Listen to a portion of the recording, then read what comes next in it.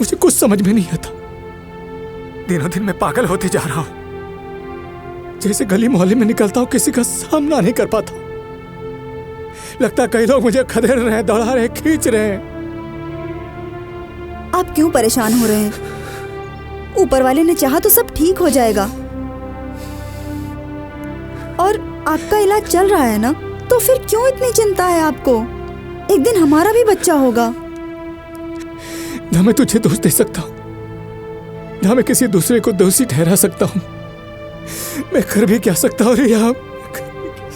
राजेश, तुम चिंता मत करो, तुम्हारा इलाज चल रहा है और अभी रास्ते बंद नहीं हुए हैं। एक दिन ऊपर वाला हमारी जरूर सुनेगा। ऐसे कैसे होगा यार? कब होगा? 7 साल हो गए हमारी शादी के। लोगों की बातें मुझे कांटों की तरह चुभती है। घर वाले, मम्मी पापा, रिश्तेदार, गांव वाले, मोहल्ले वाले सब कोसते हैं मुझे। लोग मुझे नपुंसक और नामर्द कहते हैं।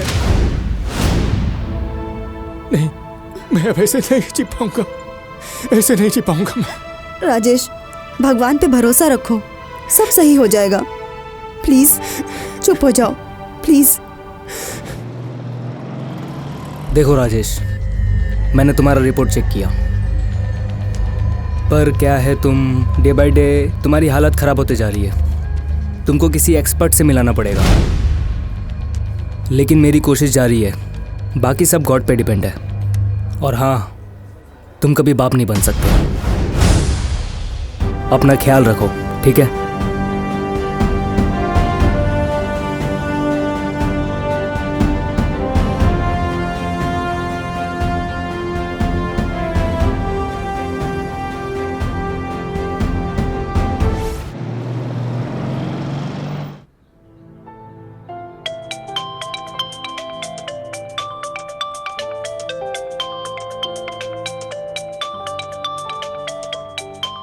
लगता है पागल हो गया है, बार बार कॉल कर रहा है।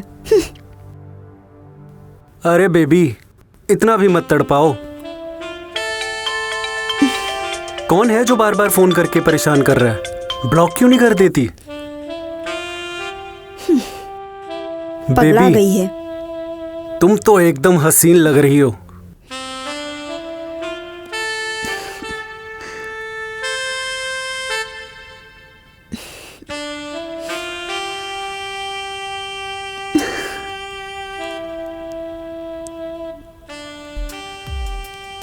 बेबी, आज तो एकदम हसीन लग रही हो। दिल करता है तुम्हें खा जाऊं।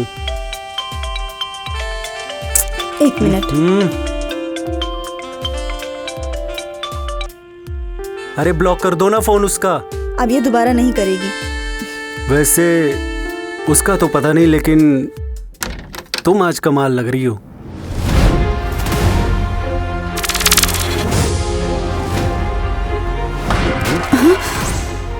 लगता है हमें कोई देख रहा है। सुनो, मैं तुमसे जैसा बोलूं तुम सिर्फ हाँ हाँ करते रहना, ठीक है? ठीक है।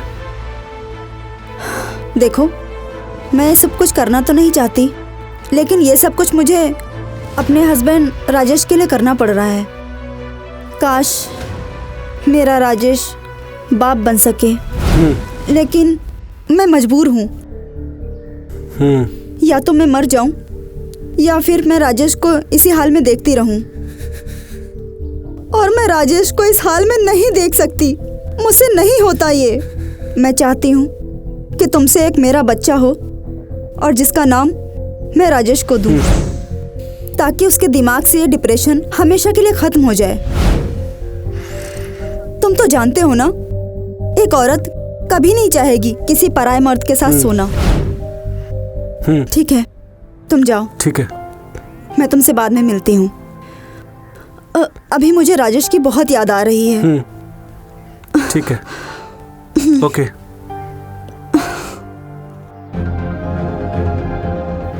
हे भगवान, हे भगवान, क्या क्या दिन देखना पड़ रहा है मुझे। कितना बड़ा अभागा हूं मैं।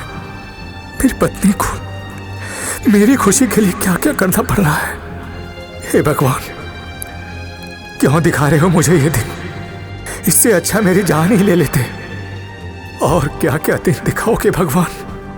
और क्या क्या दिन दिखाओगे? इस तरह जीने से अच्छा मैं मर क्यों नहीं जाता?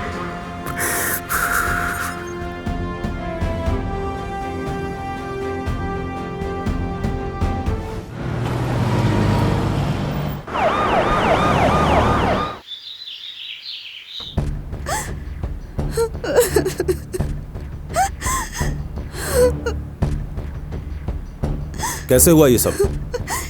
देखिए ना इंस्पेक्टर साहब, मेरे पति इस दुनिया में नहीं रहे, इनके सिवा मेरा इस दुनिया में कोई नहीं है। हे भगवान, ये तूने क्या किया? देखिए आप रोइए मत, साफ साफ बताइए कि हुआ क्या था। मैं सुबह सुबह बाहर गई थी कुछ सामान लेने के लिए, और मैं जब वापस आई तो मैंने देखा तो ये ऐसी हालत में पड़े हुए थे। आपको क्या लगता है, ये हत्या है या आत्महत्या? इंस्पेक्टर साहब, इनका तो कोई दुश्मन नहीं था। हमारी हंसी खुशी जिंदगी में पता नहीं किसकी नजर लग गई। कुछ तो ऐसा कारण होगा जिसकी वजह से इनकी ये दशा हुई है। देखिए, डरने की कोई बात नहीं है, हम आपके साथ हैं। बताइए। दरअसल हमारी शादी को 4 साल हो गए थे और हमारी कोई औलाद नहीं है, जिसकी वजह से ये काफी परेशान थे। हालांकि मैं कई सालों से इनका इलाज करा रही हूँ, लेकिन ना जाने इनके दिमाग में क्या ही सदमा था।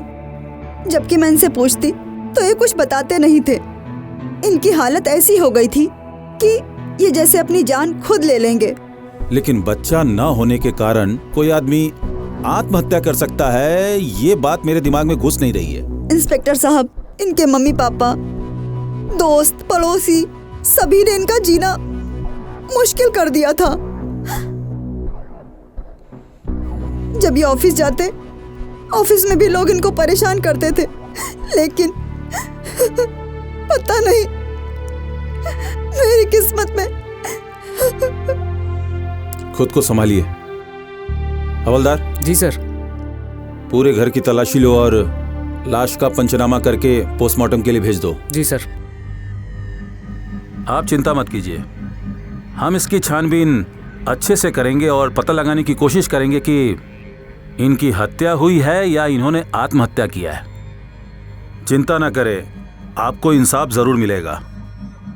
बाकी इसके बारे में कुछ और जानती हो जिससे इस केस के इन्वेस्टिगेशन में कोई मदद मिल सके, जैसे कि उनका मेडिकल रिपोर्ट और जो इनसे जुड़ी हुई चीजें हैं आप वो सबमिट कर दीजिए।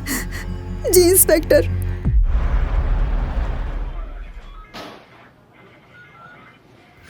जय हिंद सर। जय हिंद। सर, ये राजेश के कुछ पुराने मेडिकल रिपोर्ट्स।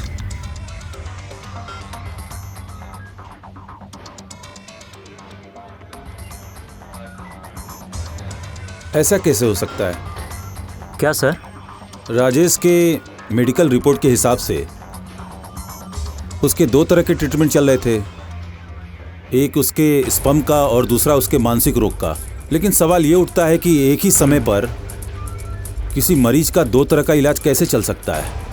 मुझे तो ये और ही कुछ लग रहा है। एक काम करो, जिस डॉक्टर ने ये रिपोर्ट लिखी है उस डॉक्टर से मेरा अपॉइंटमेंट फिक्स करवाओ। मैं आपको बात करके बताता हूँ सर। ठीक।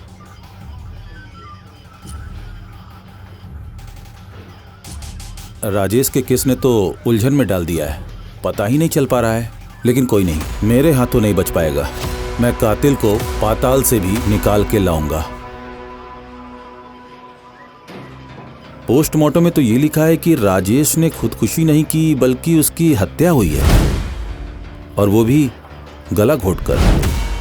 तो मेरा शक बिल्कुल सही था। मैं पहले से जानता था कि राजेश ने खुदकुशी नहीं बल्कि उसकी हत्या हुई है। सवाल ये उठता है कि उसकी हत्या की तो किसने की? आइए डॉक्टर साहब, डॉक्टर साहब के लिए चाय लेके आओ। Okay sir. डॉक्टर साहब। Yes sir. राजेश का पोस्टमार्टम रिपोर्ट आ गया है और उसमें यह पता चलता है कि उसे नामर्दी की कोई बीमारी नहीं थी। उसका स्पर्म बिल्कुल सही सलामत था और साथ में वहां से ये दवाइयाँ मिली हैं। जरा आप बताएंगे कि ये किस चीज़ की दवाइयाँ हैं? ये तो नामर्दी की दवा है सर।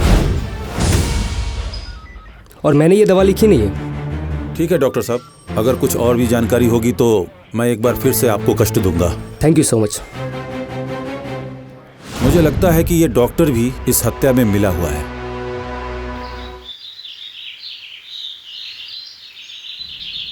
माफ कीजिएगा, इस समय हम आपको परेशान करने के लिए चले आए। क्या हुआ इंस्पेक्टर साहब? दरअसल आपके पति की हत्या आत्महत्या नहीं है, बल्कि उनका मर्डर किया गया है। क्या? मर्डर? लेकिन ये कौन कर सकता है? उनकी तो किसी से दुश्मनी भी नहीं थी। ये एक सोची समझी साजिश है और जल्द ही कातिल कानून की गिरफ्त में होगा। समझ नहीं पा रही हूँ इंस्पेक्टर साहब। एक्चुअली बात ऐसी है कि पोस्टमार्टम रिपोर्ट के अनुसार मुझे ये पता चला है कि आपके पति नपुंसक नहीं थे। वो बच्चा पैदा करने में सक्षम थे और उन्हें नपुंसक बनने की दवाई दी जा रही थी। लेकिन इंस्पेक्टर साहब, ऐसा कैसे हो सकता है? मैं तो उस डॉक्टर पे बहुत भरोसा करती थी और मैं उन्हीं के पास उनको लेकर जाती थी।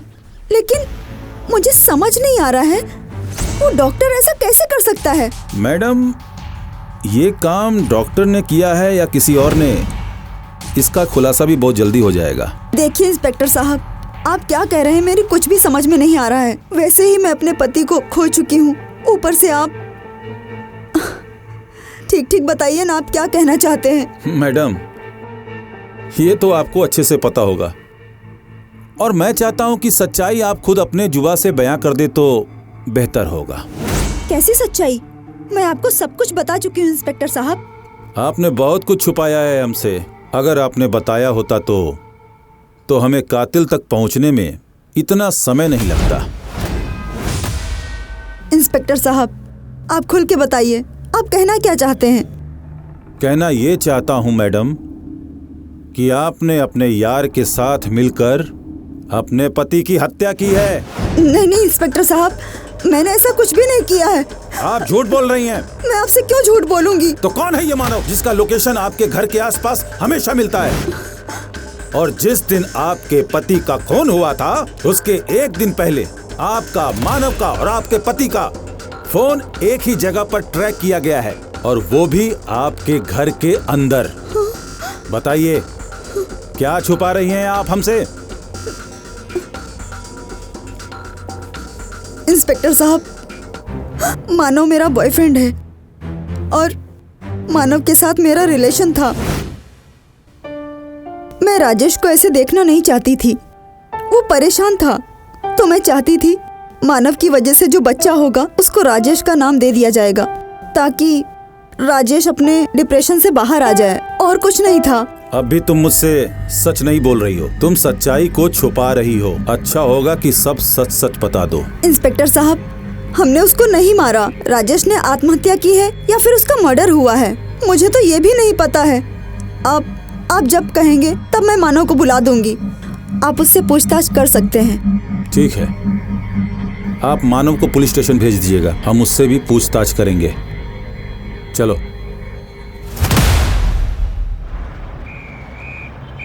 तो आप ही हैं जिसने राजेश की हत्या की थी? नहीं सर, मैं भला राजेश को क्यों मारूंगा? बहुत अच्छा प्लान किया था आपने, उसे नामर्द बनाकर उसकी जिंदगी खराब करने की। ज्यादा भोला बनने की कोशिश मत करो, साफ साफ बताओ क्यों मारा उसे? अरे इंस्पेक्टर साहब, आपको कितनी बार बताऊं, मैंने किसी को नहीं मारा। उसकी बीवी उससे बहुत प्यार करती थी। उसने ये प्लान किया था कि मेरे साथ वो संबंध बनाएगी, बच्चा पैदा करेगी ताकि उसका पति डिप्रेशन से बाहर आ सके। उसका पति हरदम इसी बात को लेकर डिप्रेशन में था कि वो बच्चा नहीं पैदा कर पा रहा। आप खुद सोचिए ना सर, हम क्यों ऐसा करेंगे? तुम ऐसे नहीं बताओगे? एक मिनट सर, देखिए सर, मुझे पता है आप मुझे मारेंगे, पीटेंगे, आप कुछ भी कर लीजिए, लेकिन इससे सच्चाई तो नहीं बदल जाएगी सर। मैंने ऐसा कुछ नहीं किया सर। तो क्या उसकी बीवी ने उसका खून किया है? सर वो क्यों ही उसका खून करेगी, वो तो बहुत प्यार करती थी।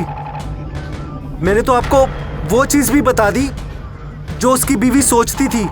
तुमने खून नहीं किया, उसने खून नहीं किया, तो फिर खून किसने किया? सर मुझे कैसे पता होगा सर, मैं तो बस मदद करना चाहता था। मुझे लग रहा है ना सर, उसने ना सुसाइड किया होगा, क्योंकि वो अक्सर डिप्रेशन में रहता था सर। वो हर वक्त अपने आप को कोसता रहता था कि वो बाप नहीं बन पा रहा है। हो सकता है ना सर, इसी वजह से उसने खुदकुशी कर ली हो। वो तो हम पता कर ही लेंगे। जब तक इस केस की सुनवाई नहीं हो जाती शहर के बाहर जाना मत। ठीक है सर। जाओ, अभी के लिए जा सकते हो। जी सर।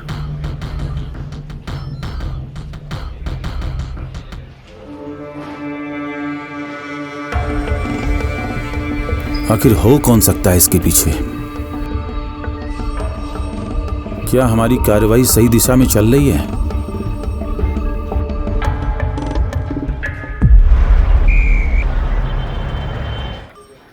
हो सकता है घर के किसी व्यक्ति ने किया हो।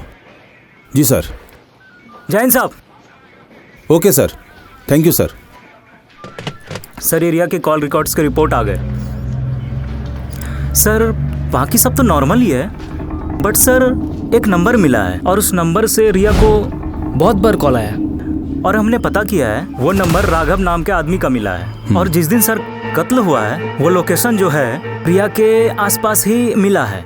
एक काम करो, इस राघव नाम के महामानव को ट्रैक करो और इसे थाने में ले आओ।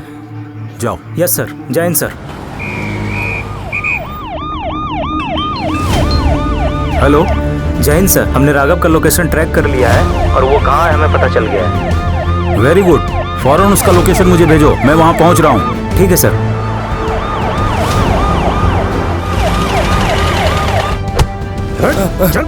क्या रे राघव, तुझे क्या लगा कि तू खून करके आसानी से बच जाएगा? हाँ? अरे साहब, मैंने कुछ नहीं किया, सच बोल रहा हूँ साहब। हर मुजरिम यही कहता है कि मैंने कुछ नहीं किया है, पर तूने क्या किया है वो मैं तुझे चौकी में बताऊंगा। चल साहब, चल छोड़ दो मुझे। ले चलो इसे। चल चल साहब, मैंने कुछ नहीं ले किया चलो।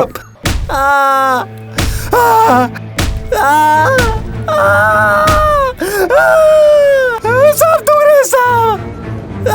अरे साहब, सब सच बताता हूँ साहब, मेरे को मारो बस साहब। साहब साहब साहब, सब सच बात बताता हूँ साहब, सब बताता हूँ आपको। राजेश गलती से आ गया, इसलिए उसका कत्ल हो गया। मैं आपको बताता हूँ। क्या है और क्यों कॉल कर रहे हो तुम मुझे बार बार? तुमसे बोला है ना मैं खुद तुम्हें कॉल कर लूंगी। मेरी जिंदगी बर्बाद करके मजे ले रही है तू, शर्म नहीं आती तुझे? मुझे बार बार कॉल करके परेशान मत करो तुम।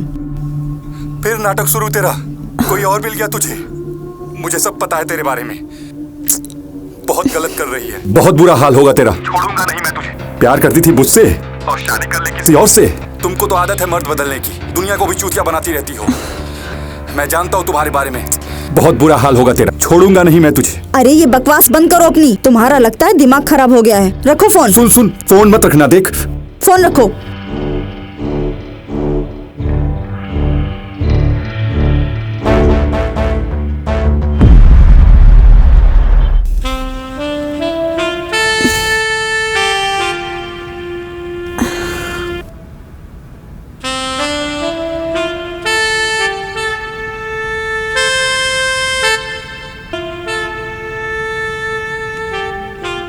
प्रिया, मेरा फोन क्यों नहीं उठा रही है तुम यहाँ? तुम्हारी इतनी हिम्मत, तुम यहाँ तक आ गए? फोन क्यों नहीं उठा रही हो मेरा? दिखा दी ना तुमने अपनी औकात। प्यार का नाटक किया मुझसे, शादी किसी और से किया और मजे किसी और से मना रही है। लालची है, लालची कमीनी है तू। उससे पहले तेरे से प्यार करता था ना मैं। कौन से प्यार की बात कर रहे हो तुम? और तुम यहाँ आए कैसे? तुम्हारा दिमाग खराब हो गया है क्या? मेरा दिमाग खराब हो गया, तुम्हारा दिमाग खराब हो गया है। देखो सुनो, अगर यहाँ कोई आ गया तो बेकार में बवाल हो जाएगा, हम लोग की मेहनत पे पानी फिर जाएगा।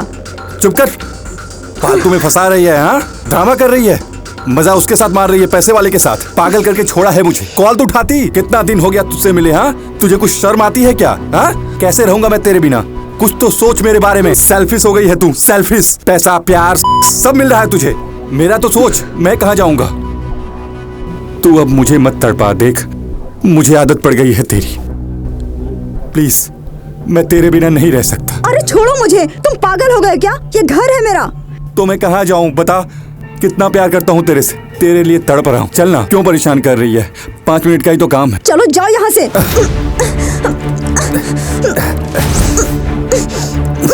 देखो, ये मेरा घर है, मेरा पति कभी भी आ सकता है। अरे आने दो ना, उसे देख लेंगे।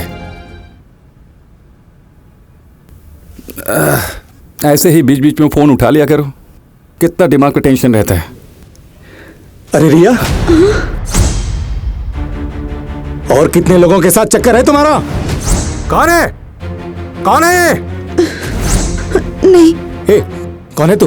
कौन है तू? अरे जरा समझाओ यार, कौन है ये तेरा? बताओ, बोल क्या नहीं रहे तुम लोग? अरे बोलो ना। रिया कौन है ये? साले प्लीज छोड़ दो, मत लड़ो तुम लोग, प्लीज हट जाओ, छोड़ दो उसको, छोड़ दो। ये क्या किया तुमने? इसी को मारना था ना, तो आज मैंने किस्सा ही खत्म कर दिया।